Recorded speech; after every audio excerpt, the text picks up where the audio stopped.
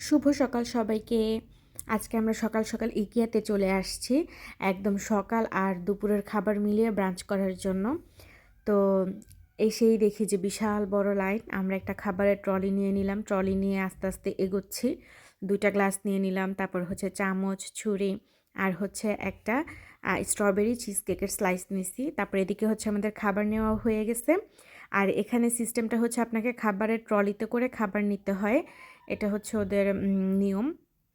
আর এক ট্রলিতে হচ্ছে আপনি 3 ট্রে খাবার নিতে পারবেন। আর এখানে আমি হচ্ছে ফিশ ফ্রাই নিয়েছিলাম, সাথে ছিল একটা সস আর হচ্ছে পটেটো ম্যাশ। তারপর ছিল হচ্ছে 2টো গার্লিক ব্রেড আর একটা হচ্ছে স্টার্টার, আর বক্করনি ছিল হচ্ছে সতবুল্লার। এটা হচ্ছে সুইডিশদের একদম জনপ্রিয় একটা খাবার। সতবুল্লার সাথে হচ্ছে সস, পটেটো ম্যাশ, তারপরে হচ্ছে মটরশুঁটি আর সাথে দেয় হচ্ছে এক ধরনের আরেকটা সস।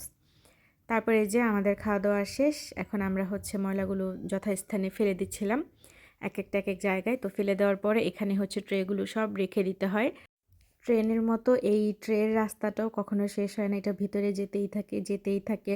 আর আমি তো চিন্তা করি যে ভিতরে যারা কাজ করে তাদের না জানি অবস্থা কী, মানে একদম হালুয়া টাইট অবস্থা। এত বাসন, এত প্লেট, আল্লাহ! আসলে বিদেশে প্রত্যেকটা কাজে কষ্ট, এখানে কোনো কাজই আরামের না।